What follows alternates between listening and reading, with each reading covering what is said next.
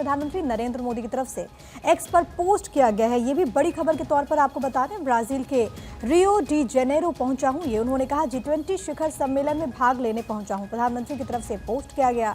शिखर सम्मेलन में होने वाली चर्चाओं की प्रतीक्षा है पीएम का ये पोस्ट, और इसमें तस्वीरें साझा करते हुए विभिन्न नेताओं से उपयोगी बातचीत की प्रतीक्षा है। अब जब G20 की बात होती है तो आपको मालूम है कि G20 के जो सदस्य देश हैं, कई सारे मजबूत देश, और जब ये एक मंच पर मिलेंगे तो जाहिर है कि मौजूदा जो इंटरनेशनल न्यू वर्ल्ड ऑर्डर की जब हम बात करते हैं तो उसमें कई महत्वपूर्ण फैसले संभव है। अब अगर आप देख लें ब्राजील को भी, तो आपको याद होगा कि जब ब्रिक्स शिखर सम्मेलन हुआ था तब ब्राजील के जो राष्ट्राध्यक्ष हैं लूला दा सिल्वा, उनसे प्रधानमंत्री नरेंद्र मोदी की मुलाकात हुई थी। और अब जब ब्राजील वो पहुंचे हैं तो बायलैटरल टॉक्स पर सबकी निगाह होगी। यहाँ पर जो पार्टनर कंट्रीज हैं, चाहे वो अमेरिका हो, चाहे वो चीन हो, ये तमाम जो राष्ट्राध्यक्ष हैं, हालांकि जो बाइडेन, क्योंकि वहाँ पर डोनाल्ड ट्रंप राष्ट्रपति बन चुके हैं, वो शपथ ग्रहण करने वाले अगले साल, लेकिन उससे पहले जब जो बाइडेन भी यहाँ पर पहुँचेंगे तो संभवतः ये आखिरी मुलाकात भी उनके साथ हो प्रधानमंत्री नरेंद्र मोदी की बतौर राष्ट्रपति जो बाइडेन, क्योंकि वो चुनाव नहीं कंटेस्ट किया उन्होंने।